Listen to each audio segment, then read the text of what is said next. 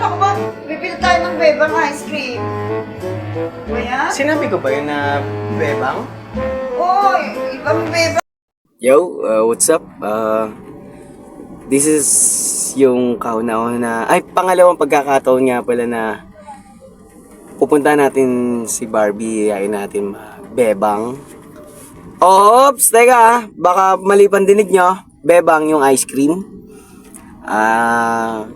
Itatry natin na puntahan siya ngayon. Pero nandito na tayo banda sa kanila eh.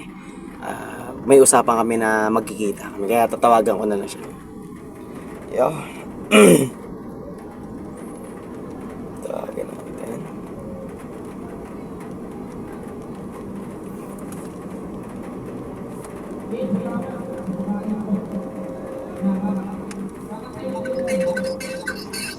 Hello.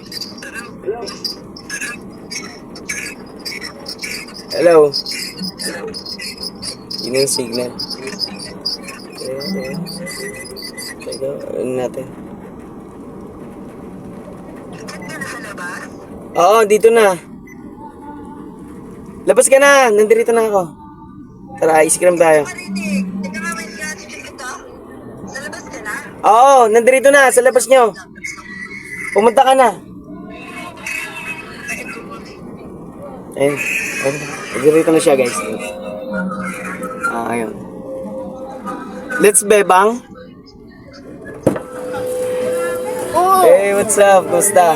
bigla-bigla talaga. Nag-trending tayo ha. Nag-trending tayo na Ate Angelic. Ayan, syempre. Kasama na natin si Angelic Barbie. Kasama na natin. Nag-trending yung usapan natin. Miss Angelic. Ito yung second time namin na magkikita pala. Ito. Nagkita. Ngayon. Oo. Lilibre mo ako ng ice cream. Ice cream lang yung libre mo sa akin. Oo. Wala pang budget. Tsaka day off ko kasi ngayon. Walang kita. Walang kita ngayon. Kaya ganun. Gusto ko yung Bebang ice time, cream bebang na time. yung mamahalin na. Oo, masarap yung ice cream na punta natin. Kaya, guys, samahan nyo kami pumunta sa, sa kainan ng ice cream. Kahit medyo madilim na, syempre, masarap pa rin naman kumain ng ice cream sa bebang. Ayan. Sakto yan sa taglamig yung ice cream.